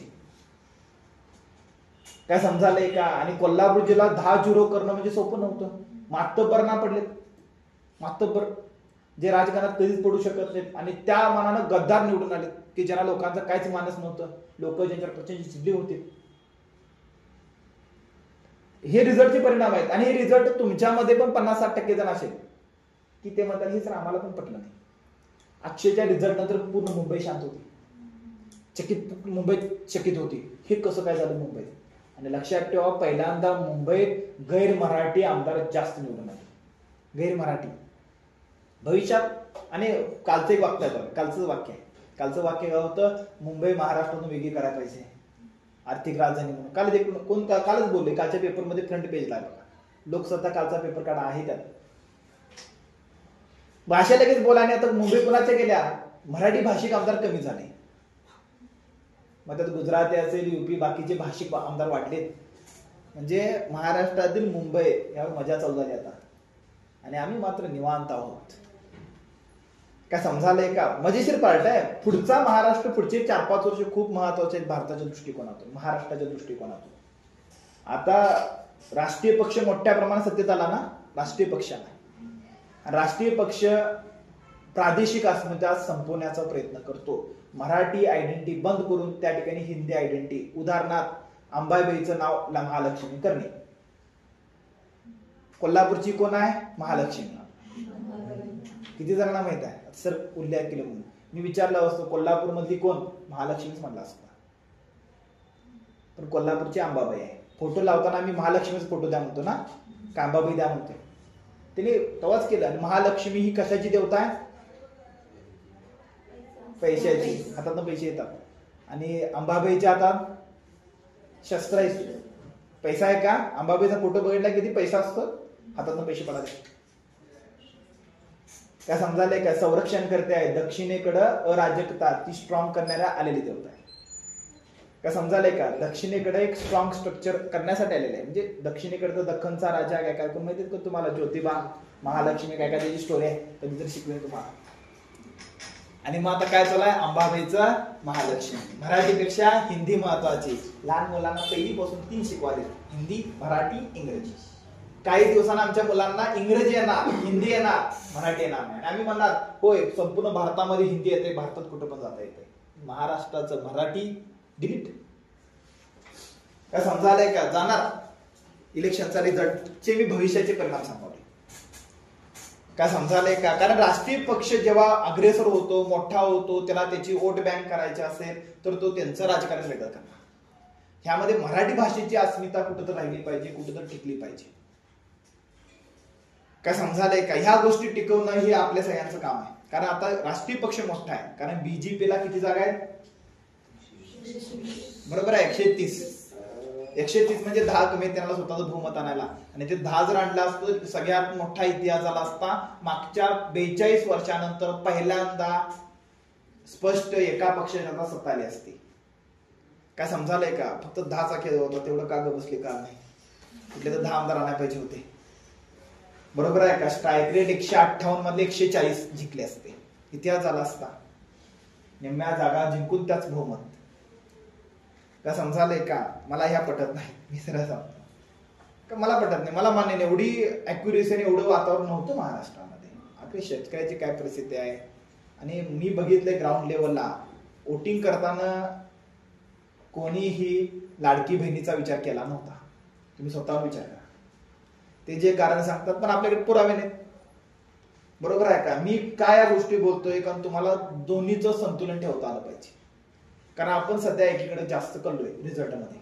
बॅलन्स पाहिजे. लोकशाही टिकवायची असेल तर विरोधक स्ट्रॉंग पाहिजे. आपल्या विधानसभेमध्ये आता विरोधकच नसणार आहे. कारण विरोधी पक्षाला 1/10 जागा पण मिळाली. म्हणजे विरोधकाशिवाय लोकशाही असू शकत नाही. लोकशाहीमध्ये विरोधकाला काय म्हणतात?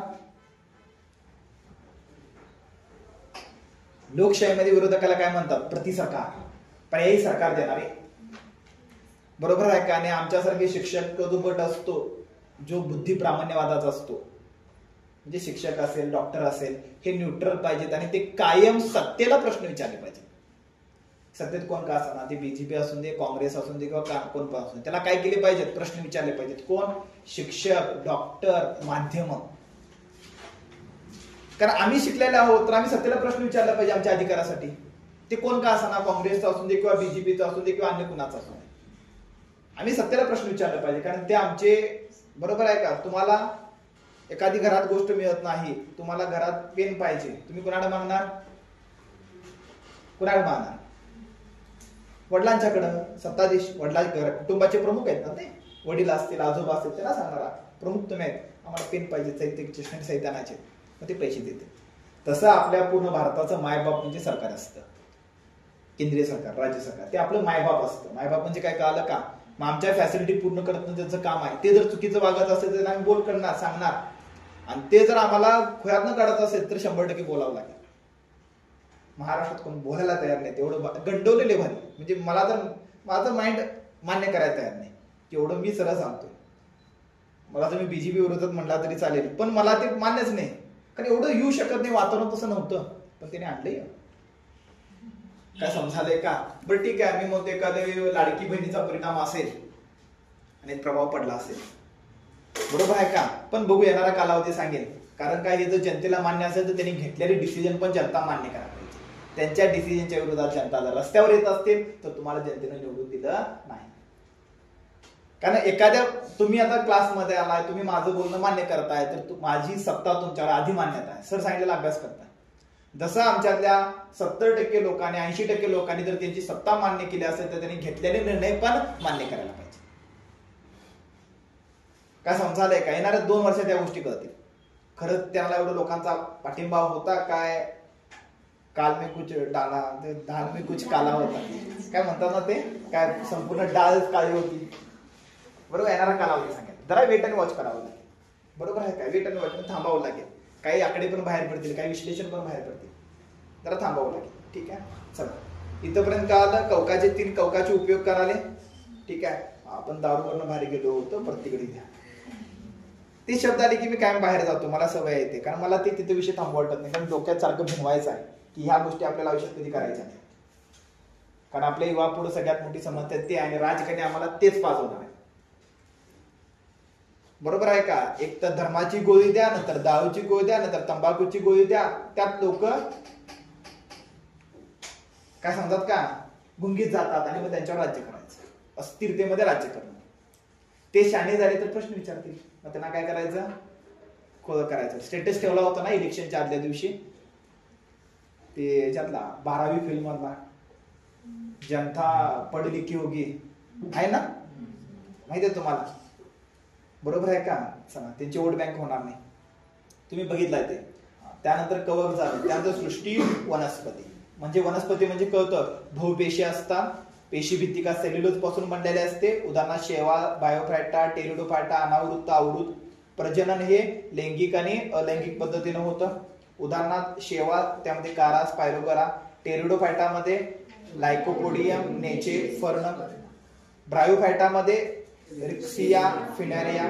अनावृत्तमध्ये पाईन, सायकस. आवृत्तमध्ये सूर्यफूल आणि ज्वारी. आणि सृष्टी प्राणी.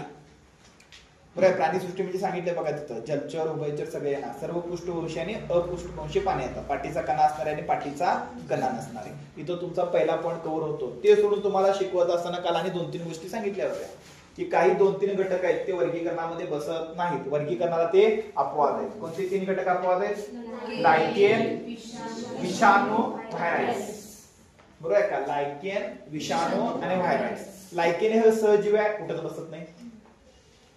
विषाणू सजीवच नाही, निर्जीव मध्ये बसत नाही कुठं, पण आहे तो, परिणाम करतोय आपल्यावर, वाढ पण त्याची होते शरीराच्या आत गेल्यानंतर. अपेशी आहे तो. बरोबर आहे का? तिला व्हायरस मध्ये वेगळा घटक शोध लागलाय. हे 3 वर्गीकरणामध्ये कुठेही बसत नाही. त्यानंतर वनस्पती वर्गीकरण, ह्याच्या पुढे बघा. बरोबर आहे का? समजालंय? ठीक आहे. सजीवांचं वर्गीकरण एक टॉपिक जरी 20 ते 30% डाटा जरी व्यवस्थित, हा टॉपिक झाला तर अजून 30% डाटा व्यवस्थित होईल, म्हणजे 60% झालं. आणि प्राण्यांचं वर्गीकरण झालं तर 100%. पहिला हे 60% सोपं आहे, ते मला परफेक्ट करू, मग पुढच्या 40% काय समजालंय? ठीक आहे, चला पहिलं घ्या वनस्पती वर्गीकरण, क्लासिफिकेशन ऑफ प्लांट्स. बरोबर आहे का? पहिला सांगा जरा, वनस्पती वर्गीकरण करताना पहिला 2 भागामध्ये केलं. वनस्पती वर्गीकरण करत असताना पहिला 2 भागामध्ये केलं. पहिलं अबीजपत्री वनस्पती आणि दुसरं बीजपत्री वनस्पती. अबीजपत्री वनस्पती आणि बीजपत्री वनस्पती. अबीजपत्री वनस्पती आणि बीजपत्री. अबीजपत्री म्हणजे फुले फळे बिया न येणारे. अबीजपत्री वनस्पतीचे दोन प्रकार पडतात, सवनी संस्था असणारे, सवनी संस्था नसणारे. सवनी संस्था म्हणजे जलवाहिन्या रसवाहिन्या असणारे, जलवाहिन्या रसवाहिन्या नसणारे. बरोबर आहे का? सवनी संस्था असणारे, सवनी संस्था नसणारे. सवनी संस्था नसणाऱ्यांचे दोन प्रकार आहेत, एक थॅलोफायटा आणि ब्रायोफायटा. सवनी संस्था असणाऱ्यांचा एकच प्रकार आहे, अबीजपत्री संस्था. बीजपत्रीमध्ये गेला ज्यांना फुले फळे बिया येतात त्यांना काय म्हणायचं? बीजपत्री. बीजपत्रीचे दोन प्रकार, अनावृत्त बीज, आवृत्त बीज. अनावृत्त बियाच्या वरती आवरण नसणारे, आवृत्त बियाच्या वरती आवरण असणारे. दोन प्रकार झाले, अनावृत्त बीज आणि आवृत्त बीज. बरोबर आहे का? आवृत्त आवरण असणाऱ्यांचे दोन प्रकार, एकदल आणि द्विदल. एवढ्यांचा आपल्याला अभ्यास करायचा आहे. बरोबर आहे? काय काय करायचं ते कळलं. त्यातलं पहिलं दिले बघा, अबीजपत्री म्हणजे सांगितले, त्यातलं डायरेक्ट पहिला कुठला आलं? थॅलोफायटा. कुठं आलं ते कळलं. थॅलोफायटाला मराठी शब्द काय? प्रकायोजुक. काय शब्द आहे बघा, भारी आहे ना? चला, थॅलोफायटा भारी. बरोबर आहे का? ठीक आहे. या वनस्पतींना मूळ खोड पाने नसतात. आता सर मूळ पण नाही, खोड पण नाही, पाने पण नाही, मग वनस्पती कसं काय? कारण आमच्या डोक्यात एकच आहे, वनस्पती म्हणजे काय? खोड आहे, पाने आहेत, फुले आहेत, फळे आहेत. वनस्पतीची खरी व्याख्या म्हणजे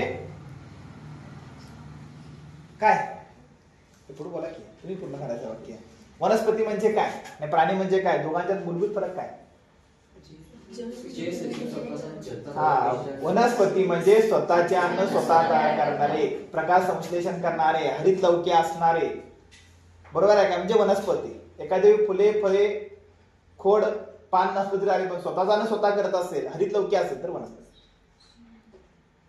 काय समजालंय? वनस्पती व्याख्या काय ते कळालं. नाहीतर म्हणजे असं पाणी पण नाहीत, फुले पण नाहीत, फळे पण नाहीत, खोड पण नाहीत, तरी वनस्पती कसं काय म्हणाला? कारण ते स्वतःचे अन्न स्वतः. बरोबर आहे का? मग त्याला मध्ये बघा उदाहरणात पहिला कोण आलं? थॅलोफायटा. बरोबर आहे का? मूळ खोड पाने नसतात, जलवाहिनी रसवाहिनी नसते, स्वयंपोषी असतात, पाण्यात आढळतात. वनस्पती का झालं या एका शब्दामुळे? कारण ती काय? स्वयंपोषी. बरोबर आहे का? अपवाद आहेत बुरशी आणि कवक. ठीक आहे. बरोबर आहे का? यांचे प्रजनन कशा पद्धतीनं होतं? अलैंगिक प्रजनन होतं. उदाहरणं ही पाठच पाहिजेत. थॅलोफायटाची उदाहरणं कोणते आहेत? कारा, स्पायरोगायरा, व्होल्वॅक्स, युलोथिक्स. इंग्लिश शब्द आहेत पण प्रयत्न करायचं. ठीक आहे. थॅलोफायटाची उदाहरणे कोणते आहेत? कारा, स्पायरोगायरा, व्होल्वॅक्स, युलोथिक्स. ही कुणाची उदाहरणं आहेत? थॅलोफायटाची. त्यानंतर पुढे गेला, थॅलोफायटामध्ये महत्वाचा गट येतो शेवा. थॅलोफायटाला दुसरं शब्द नाव काय? शेवा. त्यामध्ये सर्व शेवा येतात आणि शेवा सगळे कुठं असतात? जमिनीवर. कारण पहिला सजीव आहे, पाण्यातच असणार. मग ह्यामध्ये प्रामुख्याने काय येतात? शेवा. बरोबर आहे का? थॅलोफायटा वर्ग म्हटला तर कंसात लक्षात ठेवायचं शेवा. थॅलोफायटामध्ये सगळे कोण येतात? शेवा. बघा, मग शेवा हे एकपेशीय असतात, तसेच बहुपेशीय असतात. उदाहरणार्थ क्लॉरेला नाव लक्षात असून दे, पॉइंट सापडतो. क्लॉरेला हे शेवा अचल आहे. अचल म्हणजे घट्ट धरून आहे बेसला. दुसरं क्लायमोडोनोमस शब्द बरोबर आहे का बघा? क्लायमोडोनोमस हा शेवा आहे ते चल आहे. परीक्षेला विचारलं अचल कोण आणि चल, चल शेवा कोणतं, अचल शेवा कोणतं सांगता आलं पाहिजे. स्पायरोगायरा हे शेवा अशाखीय आहे. अशाखीय म्हणजे काय होतं का? शाखा वगैरे काय फुटलेल्या नाही. तर बरोबर आहे का? पुढं कारा हे शेवा शाखीय आहे. दोन्ही स्टेटमेंट हाय असं माहित पाहिजे.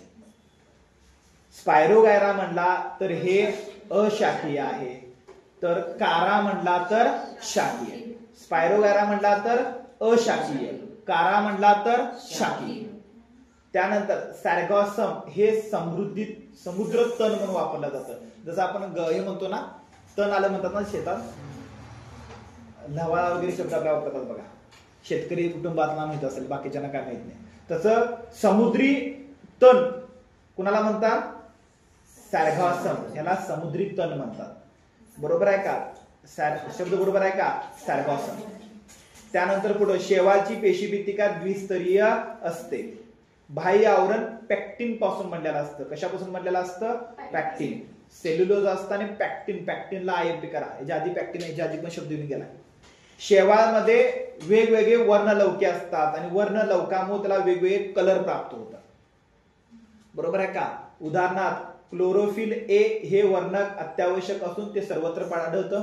बाकीचे मात्र वेगवेगळी वर्णके आढळतात. वर्णक कोणतं? त्यानुसार कलर वेगळा. कलर वेगळा ते त्याचे प्रकार आहेत.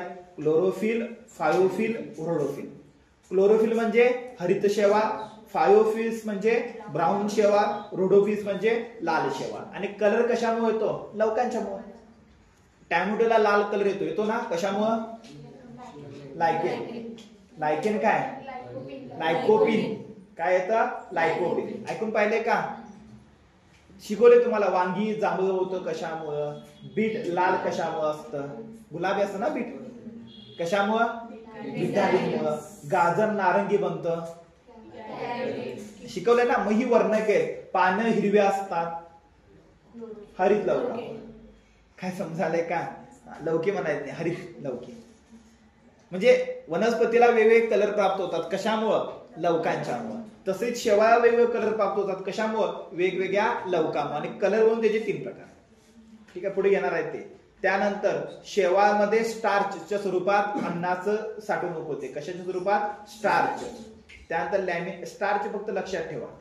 त्यानंतर शेवाळ हे शाकीय असतात. अलैंगिक तसेच लैंगिक प्रजनन सुद्धा घडून येतं. शेवाळमध्ये शाकीय, अलैंगिक, लैंगिक तिन्ही प्रजनन घडून येतं. परीक्षेला विचारलं शेवाळमध्ये. शेवाळ हा सर्वनाम आहे का? समजाले का? त्यामध्ये कारा असेल, स्पायरोगायरा असेल, सार्गॉसम असेल, बरोबर आहे का? क्लोरेला असेल. हे काय त्यांची प्रॉपर नाव आहेत. आणि एकत्र म्हणला तर त्याला काय म्हणायचं? शेवाळ. मग काही शेवाळमध्ये लैंगिक प्रजनन होतं, काही मध्ये अलैंगिक प्रजनन होतं, काही मध्ये शाकीय प्रजनन होतं. त्यानंतर पुढे, बरोबर आहे का? इथपर्यंत समजतं? शेवाळचं पुन्हा त्याच्या वर्णलौकावरून, शेवाळच्या वर्णलौकावरून महत्वाच्या 3 भागात विभाजन होतं. पहिलं क्लोरोफिस, दुसरं फायोफिस, तिसरं रोडोफिस. 3 कळाले? त्यातलं क्लोरोफिस म्हणला तर क्लोरोफिस बरोबर आहे. त्याचं उदाहरण काय? कारा, स्पायरोगायरा, व्हॉल्वॅक्स, इलोथिक्स. फक्त लक्षात ठेवायचं त्याला हरित शेवाळ म्हणतात. हिरवा रंग कशामुळे प्राप्त होतो? क्लोरोफिल ए आणि क्लोरोफिल बी. फक्त बी मुळे रंग प्राप्त होतो. ए सगळ्यात आहे. क्लोरोफिल ए हे तिन्ही शेवाळमध्ये पाहायला मिळतं. ते त्याचं मूलभूत पार्ट आहे. कलर कशामुळे प्राप्त झाला? क्लोरोफिल बी मुळे हिरवा कलर प्राप्त झाला. क्लोरोफिल सी आणि फॅन्कोझॅथिक हे वर्णक मुळे. कुठला आहे? फिको शब्द बघा. क्लोरोफिल सी आणि फिकोझॅथिक, बरोबर आहे का? ह्या वर्णकामुळे ब्राऊन कलर. आणि क्लोरोफिल डी आणि फायकोएरिथिन हे वर्णक. शब्दाचे उच्चार वेगवेगळे होऊ शकतात. घरातून पुस्तकात व्यवस्थित तुम्ही करा. ठीक आहे, मला स्पीड मध्ये सांगायचं आहे, पाठीपुढे होतं. ठीक आहे. बरोबर का? 3 सांगा. क्लोरोफिसी हरित, हिरवा कलर कशामुळे येतो? क्लोरोफिल बी मुळे. ब्राऊन कलर कशामुळे येतो? क्लोरोफिल सी, फॅकोझॅथिन मुळे. आणि रोडोफिल लाल कलर कशामुळे येतो? क्लोरोफिल डी आणि फायकोएरिथिन. हे कलर कशामुळे होतात? 3 नावं लक्षात ठेवा. आणि त्यानंतर त्याची उदाहरणं. क्लोरोफिसीचं उदाहरण कारा, स्पायरोगायरा, क्लायमोडोमोनास, व्हॉल्वॅक्स, इलोथिक्स. बरोबर आहे का? त्यानंतर ब्राऊन शेवाळाची उदाहरणं. त्यात महत्वाचं सार्गॉसम.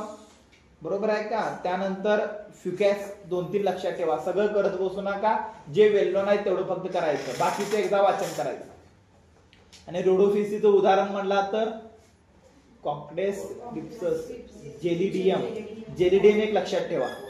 पॉलिसायफेनिया, त्यानंतर कॅरोफिरा आणि हे 3-4 लक्षात ठेवा. इतर समूह सांगितलेत बघा. पायरोफायटा याला फायर अग्ली असं म्हणतात. अग्ली शब्द आहे ना? अल्गीज. अल्गीज येतं. अल्गीज ह्या शब्दाचा अर्थ होतो शेवाळ. अल्गीज इंग्रजी शब्द आहे तो. अल्गीज शब्दाचा अर्थ काय होतो? शेवाळ. काय समजालं? त्या मग तिथं प्रतिक्रियाला जोडलेला असतं बघा. आता हे लक्षात ठेवा. फायर अल्गीज कशाला म्हणतात? पायरोफायटाला. युग्लिने फायटाला काय म्हणतात? युग्लिना. झॅथोफिसीला पिवळं हिरवा अल्गीज असं म्हणतात. बरोबर आहे का? प्रॉपर माहित असून दे इतर. आणि मग लायकेन सांगितलंय. लायकेन काल शिकवलंय तुम्हाला. बरोबर आहे का? एक मिनिट.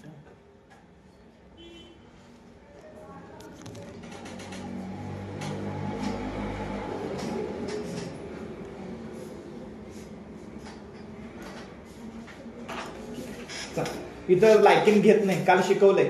लिचन म्हणजे काय नाही, लायकेन म्हणजे काय. सहजीव आहेत. कुणाचं सहजीव आहे ते? शेवाल आणि कवक. बरोबर आहे का? लायकेनचा शोध कोण लावला होता? थिओफ्रॅक्टिसनं, इसवी सन पूर्व 300 मध्ये. लायकेनचे 3 प्रकार आहेत. एकदा वाचन करू शकता, त्याच्या पलीकडे आवश्यक नाही. एकदा वाचन करू शकता. त्यानंतर लिचेनचे आर्थिक महत्व सांगितले, हे मात्र माहित आहे. एक अन्न म्हणून सुद्धा वापर केला जातो. काही लिचेनचा, लिचेन वेगळे प्रकार आहेत. लिचेनचा अन्न पदार्थ म्हणून वापर केला जातो. त्यात कर्बोदके सारखे घटक असतात. कर्बोदके म्हणजे ऊर्जा. त्यानंतर काही प्राण्यासाठी अन्न म्हणून वापर करतात. प्राणी म्हणजे माहिती आपण गाय म्हैस असतं ना, जनावर यांच्यासाठी. ठीक आहे. काही औषधे म्हणून वापरतात. औषधे म्हणून जे वापरतात त्यांची जरा नावं लक्षात ठेवा. बरोबर आहे का? त्यानंतर काही औद्योगिक उपयोगामध्ये सुद्धा वापरतात. त्याचे उपयोग तुम्हाला माहित पाहिजेत. घरात जाऊन व्यवस्थित करा. बरोबर आहे का? महत्वाचं, टीबी आणि क्षयरोग यांच्या उपचारासाठी कोणत्या लिचनचा वापर होतो? लॉबेरिया आणि सिट्रोरिया.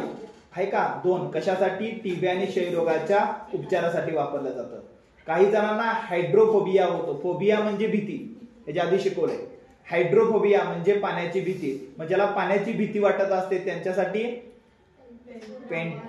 पेंटिकेरा आणि लिचनचा वापर, कुठली? प्लेंटिकेरा ह्या लिचनचा वापर केला जातो.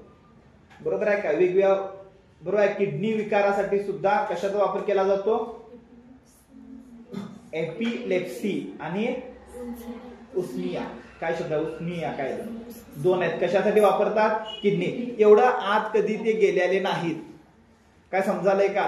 पण आपण प्रॅक्टिस टेस्ट सोडून आहोत, त्यात ते क्लासेसवाले आज बसू शकतात. बरोबर आहे का? मग ते जर आज जायचं असेल तर आपण पण आज जायचं आणि एकदा वाचन करायचं. काय समजालंय का? थोडं पहिल्या दुसऱ्यांदा त्रास होतो, तिसऱ्यांदा जरा सोपं वाटतं, चौथ्याला त्याच्यापेक्षा सोपं वाटतं, नंतर पाठच होऊन जातं. फक्त प्रयत्न केले पाहिजे. लिचेनचा उपयोग कुठे कुठे केला जातो? पहिला अन्न म्हणून, पाण्याचं, प्राण्यासाठी अन्न म्हणून, औषधे म्हणून, औद्योगिकांमध्ये. ठीक आहे. त्यानंतर पुढं ते सांगितलं उद्योगासाठी कुठं वापरलं जातं ते पण लक्षात ठेवा. रग उद्योगामध्ये कुठं वापरलं जातं ते प्रॉपर माहित पाहिजे. सुगंधी ऑइल बनवण्यासाठी कशाचा वापर केला जातो तो माहित पाहिजे. लिटमस कागद बनवण्यासाठी कशाचा वापर केला जातो ते घरातून नोट करून ठेवा.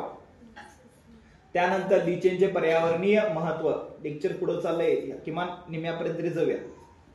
ब्रायोफायटा आणि टेरिडोफायटापर्यंत जाऊया, म्हणजे उद्या हे येऊन प्राण्याला चालू होईल. त्यानंतर लिचेनचं पर्यावरण, हा लिचेनचं पर्यावरणीय महत्व सुद्धा आहे, कारण ही एकमेव वनस्पती आहे शेवाळ आणि कवकांचं सहजीवी जे दगडावर वाढतं. दगड ब्रेक करायचं काम करतं. दगड ब्रेक झालं तर माती तयार होते ना. बरोबर आहे. दगडाचं विघटन करण्यासाठी, पर्यावरण संरक्षणासाठी ते काय असतं? उपयुक्त असतं. बरोबर आहे का? ते सांगितलंय बघा. त्यानंतर पुढं दुसरा वर्ग, पहिला पॉइंट कव्हर झाला. कोणता पाहिला आपण? थॅलोफायटा. थॅलोफायटाची वैशिष्ट्य काय काय एकदा सांगा, मग पुढे जाऊया.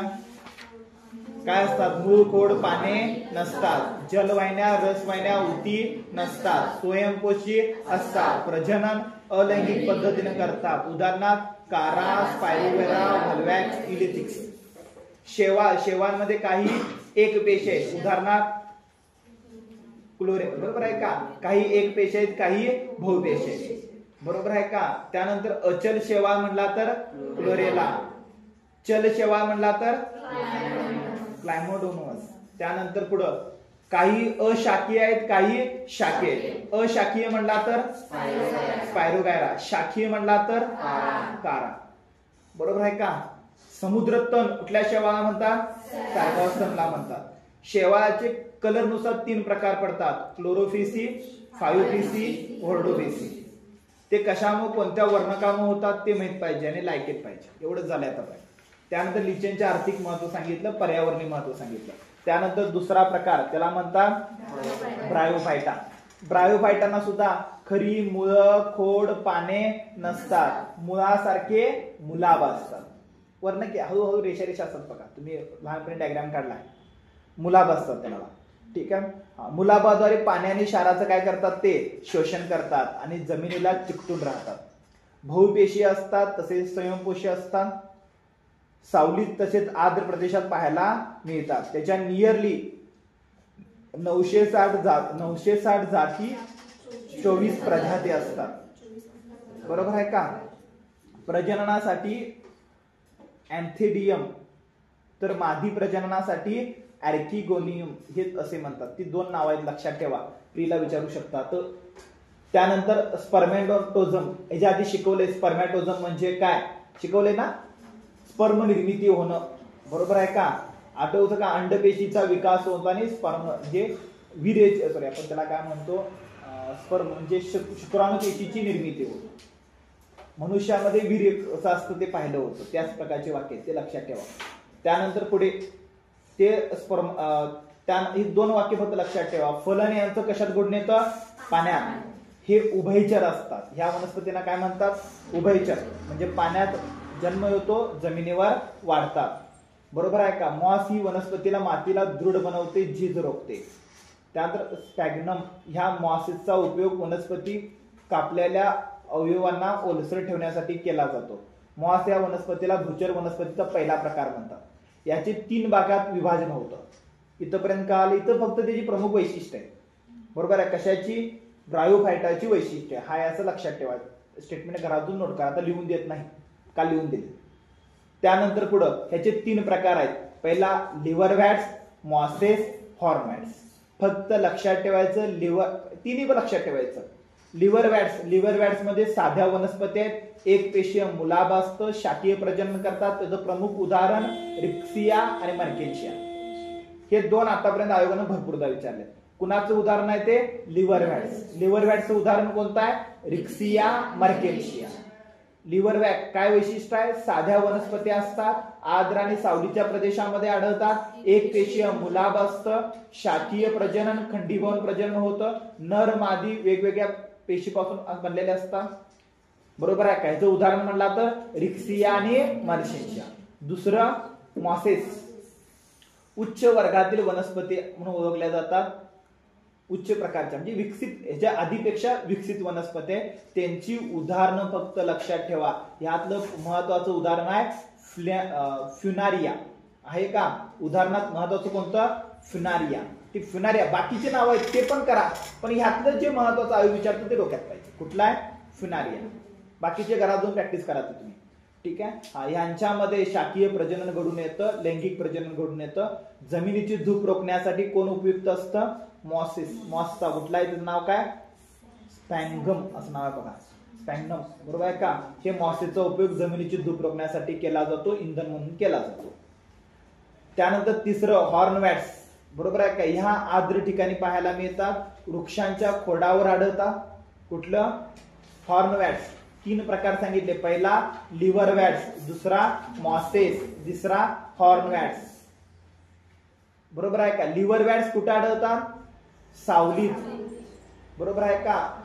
मॉसेस कुठे आढळतात, उच्च वर्गातील आहेत. बरोबर आहे का. जमिनीच्या धूप रोखण्यासाठी उपयुक्त आहेत. कुठे आढळतात ते उल्लेख केला नाही तिथं. आणि तिसरं हॉर्नवॅट्स म्हणला तर आर्द्र ठिकाणी वाढतात, वृक्षाच्या खोडावर वाढतात. बरोबर आहे का. ह्या वनस्पती बहुधा पोकळ असून त्यात नॉस्ट्रॉक प्रजातीमध्ये प्रकाश संश्लेषण निर्हरित जीवांमार्फत होतं. त्याची उदाहरणं सांगितलेत. त्यातलं महत्वाचं उदाहरण म्हणला तर 4 पण लक्षात ठेवा, कधी विचारलं नाही आयोगानं. पहिला आहे त्याला म्हणतात अँथोसिरॉस, दुसरा आहे त्याला फॉलिओरिसिरॉस, तिसरा आहे त्याला नोटोथायलस आणि मेगासिरॉस. डायरेक्ट लक्षात ठेवा. शब्द सिरॉस हा जोडलाय बघा लास्टला. काय समजा काहीतरी की पॉइंट लक्षात ठेवायचं. मी तुम्हाला सांगितले, मी पण आर्ट्स बॅकग्राऊंड, तुम्ही पण आर्ट्स बॅकग्राऊंडचे. शब्दाचा खेळ भरपूर आहे. आपल्याला परीक्षा क्वालिफाय करायची आणि तिथं साम दाम दंडभेद वापरायचं. काही सिद्धांताच्या पलीकडे जाऊन पाठ करायचे. की पॉइंट लक्षात ठेवायचं, काय पाहिजे ते करून ऑप्शन उडवायचे, उत्तर बरोबर आलं पाहिजे. आमचा उद्देश काय, आम्हाला काय ह्याचा शोध लावायला त्या समुद्रात उडी मारायचं नाही. काही ते प्रयोगशाळेत प्रॅक्टिकल लावून तुम्हाला दाखवायला वेळ नाही तेवढा. आणि ते सायन्सवाले करतात. सायन्सवाल्यांना हे काही आठवत असेल, प्रयोगशाळेतले त्यांचे ब्राऊन शेवा, हिरवे शेवा आहेत. तुम्ही कधी तर प्रयोगशाळेत चुकून गेला असाल 11वी 12वीच्या, 10वीच्या नव्हे. 11वी 12वीची सायन्सची प्रयोगशाळा बीएससी ची प्रयोगशाळा असते त्यांच्यात गेला तर तुम्हाला हे पॉइंट पाहायला मिळतात. त्याच्या आतमध्ये गेला तर तुम्हाला पाहायला मिळतात. ठीक आहे, चला त्यानंतर पुढे घ्या. इथपर्यंत कळालं. ठीक आहे, त्यानंतर टेरिडोफायटा, मराठी नाव काय बघा. ठीक आहे, हा ते पण लक्षात ठेवा. कधी कधी मराठी विचारते की खालीलपैकी नेचर भीतीचं उदाहरण काय, आणि मला असं हे काय आलंय पण हे घरामध्ये कुठं होतं. ठीक आहे, ह्या वनस्पतींना मूळ, खोड, पाने, अवयव असतात. पृथ्वीवरील पहिल्या संवहनी वनस्पती म्हणजे जलवाहिन्या रसवाहिन्या निर्माण झालेली पहिली वनस्पती. स्वयंपोषी असते, जलवाहिन्या रसवाहिन्या असतात. फुले फळे बिया येत नाहीत. वार्षिक तसेच बहुवार्षिकी असतात. बरोबर आहे. उदाहरणार्थ फर्न, नेचे. नेचे हे जे उदाहरण आतापर्यंत आयोगाने 4-5 विचारले, फर्न आणि नेचे. ठीक आहे, हा लक्षात ठेवायचं. जो डायनासोर म्हणतात ना, डायनासोर जेव्हा सजीव, डायनासोर हा उत्क्रांतीमध्ये उभयचर मध्ये म्हणजे पाण्यातून बाहेर आल्यानंतर पहिला डायनासोर आले. जेव्हा डायनासोर होते तेव्हा वनस्पती कोणत्या होत्या? टेरिडोफायटा. डायनासोर, तुम्ही डायनासोर बघितला ना, उंचीला जास्त होते, तर वनस्पती पण उंच दिसतात ना. बऱ्यापैकी या टेरिडोफायटा वर्गातील वनस्पती नंतर पृथ्वीची उलथापालट झाली ना, उलथापालट झाल्यानंतर या टेरिडोफायटा सगळ्या कुठे गेल्या? जमिनीखाली गेल्या आणि त्यांच्यातून कोळसा तयार झाला. काय समजालंय का? कोळसा आता जीवाश्म आहे ह्याच्यापासून तयार झाला. डायनासोर, कारण न्यूट्रॉन कणाचा मारा झालाय, जमिनीची उलथापालट झाल्या आणि जमिनीवर जे वरती होते सगळं जमिनीच्या खाली गेले. बरोबर आहे. कारण तेव्हा जे जमिनीच्या आत जाऊन लपले ते जिवंत राहिले. उदाहरणार्थ जमिनीच्या आत बीळ करून राहणारे उंदीर. बरोबर आहे का? मग उंदीर पहिला बनला आणि त्या उंदरापासून मग सगळे स्तनधारी पुढचे प्राणी तयार झाले. डायनासोर संपले. डायनासोर असते तर आपली उत्क्रांती झाली नसती. काय समजालंय का? कारण त्यांचं साम्राज्य होतं, डायनासोरांचं राज्य होतं ना, कारण ते नेचर होते, त्यांच्या पुढे कोणा चालत नव्हतं. मग ते गेल्याशिवाय पुढची उत्क्रांती होणारच नव्हती. ती गेली, निसर्गाने त्यांना घालवलं. आता सध्या आमचा दादागिरी आहे. बरोबर आहे का? भविष्यात आम्ही पण जाणार आहोत. परमनंट कोण नाही. आता तर आम्ही लई स्पीड मध्ये चाललोय. बरोबर आहे का? जेवढं स्पीड आम्ही करणार सगळं तेवढ्या स्पीड मध्ये काय करायला आहे. भविष्यात हिमयुग येऊ शकतं. हिमयुग आलं तर पूर्ण पृथ्वी बर्फानं आच्छादू शकते. पण तुम्ही कोणच जगणार नाही. तुम्ही पण नाही, आम्ही पण नाही, कोणच नाही. येऊ शकतं जर आम्ही रोखलो नाही तर. कारण भविष्यात टेम्परेचर वाढ झाली, त्याचे विचित्र परिणाम असू शकतात. काय समजायलंय का? आपण कोण काळजी करणार? आमचं सरकार शपथविधीच्या कामात लागले, आल्यानंतर कटल्या कामात लागले माहित आहे. आपल्या सरकारने जगामध्ये कोण सध्या ऍक्टिव्ह नाही ह्या पर्यावरणाकडे लक्ष द्यायला, ह्या निसर्गाकडे लक्ष द्यायला कोणच तयार नाही. काय समजायलंय का? आणि एवढं आपली शान लोक झाले, लोकांना फक्त स्वार्थ लागलाय. काय समजायलंय का? स्वतःला स्वार्थ लागलाय. प्रत्येक राष्ट्राला स्वार्थ आहे, माझं राष्ट्र प्रगत पाहिजे. आणि पण या प्रगतीच्या नावाखाली पृथ्वी वाट लावायला तुम्ही, विकासाच्या नावाखाली. ठीक आहे, असो, बघूया भविष्यात. आता नैतिकता राहिलीच नाही ना. मगाशी उदाहरण सांगितलं, काय विकायचं? दारू आधी परमिशन विकत होता, आता दुकानात विकते वाईन. आधी ड्रग्ज, गोळ्या खायचा असताना परमिशन लागत होती, डॉक्टरची चिठ्ठी टाकत होता. बिन चिठ्ठीचं तुम्हाला कोण पण कसल्या पण गोळ्या देतं. आणि आता धंदा चालायला पाहिजे. बरोबर आहे का? म्हणजे नैतिकता सिद्धांत नष्ट होत चालला. त्याचा परिणाम निसर्ग नावाची गोष्ट आहे ना, ही प्रकृती नावाची गोष्ट आहे. ही प्रकृती सगळ्यांना धडा शिकवते. नेचर म्हणतात ना, प्रकृती लय डेंजर आहे. त्याच्यापुढे कोणाचं चालत नाही, कोणाचं चालत नाही. देव देवता म्हणत असतात तरी पण चालत, त्यांचं पण चालत नाही. काय समजायलंय का? प्रकृती म्हणतात त्याला. ठीक आहे, चला. ब्रायोफायटा काल त्याचे 3 प्रकार झाले. टेरिडोफायटा झालं. टेरिडोफायटाच्या पलीकडे गेला तर त्याची वैशिष्ट्य सांगितल्यात बघा. घरात जाऊन एकदा वाचन करा. त्याचे प्रकार सांगितलेले नाहीत, आहेत. एकदा वाचन करा, आवश्यक नाही. महत्वाची टेरिडोफायटाची उदाहरणं तुम्हाला पाठ पाहिजे. त्यातलं महत्वाचं फर्नच आहे. खालचा लाटा आहे तो एकदा वाचन करा. एकदा वाचन करा, काही आवश्यक नाही. एवढं डिटेल कधी विचारत नाही. त्यानंतर पुढे गेला तर बीजपत्रे आणि अबीजपत्रे. आता अबीजपत्रे झालं, बीजपत्रे आलं. टेरिडोफायटाचे काही उपयोग पण सांगितल्यात बघा. त्यातले काही महत्वाचे की पॉइंट आहेत तेवढे तुम्हाला वाचन करून दाखवतो. उदाहरणार्थ अँजेलो पिनेटा, ऐकून शब्द घावला तो, पिनेटा शब्द आहे ना, एन्झोलो पिनेटा. ह्या जलचर फर्नचा उपयोग जैविक खत म्हणून केला जातो. परीक्षेला विचारतील जैविक खत म्हणून कशाचा वापर केला जातो. आधी येताना वाचन करून या पाहिजे. तुमचं खालच्या नोट्स काढून आले. उद्या येताना हे पण आणि प्राण्यांचं वर्गीकरण वाचन करून यायचं. काही एमसीक्यू आहेत ना, परीक्षेला विचारू शकतात. जैविक खत म्हणून कशाचा वापर केला जातो? कशाचा वापर केला जातो? ॲझोलोपिनेटा याचा जैविक खत म्हणून वापर केला जातो. बरोबर आहे का? त्यानंतर पुढे गेला तर अजून एक महत्वाचा फॅक्ट आहे बघा. ॲझोलोपिनेटाचा आहे फर्नचा उपयोग जैविक खत म्हणून करतात, जमिनीचं धूप रोखण्यासाठी केला जातो. ठीक आहे, झालं. एवढं केला तर टेरिडोफायटा संपलं. ब्रायोफायटा झालं, थॅलोफायटा झालं, टेरिडोफायटा झालं. आणि पुढे 10-15 मिनिटं घेतलं तर अनावृत्त पण होईल, पण घेत नाही. मला माहित आहे जरा लोड होतोय. उद्या येताना अनावृत्त बीज आणि आवृत्त बीज दोन्ही व्यवस्थित वाचन करून यायचं, प्लस प्राण्यांचं वर्गीकरण वाचन करून. अजून 3 ते 4 लेक्चर लागते. 3 ते 4 लेक्चर मध्ये हा टॉपिक व्यवस्थित कव्हर होऊ शकतो. ठीक आहे, चालते. चला थांबूया.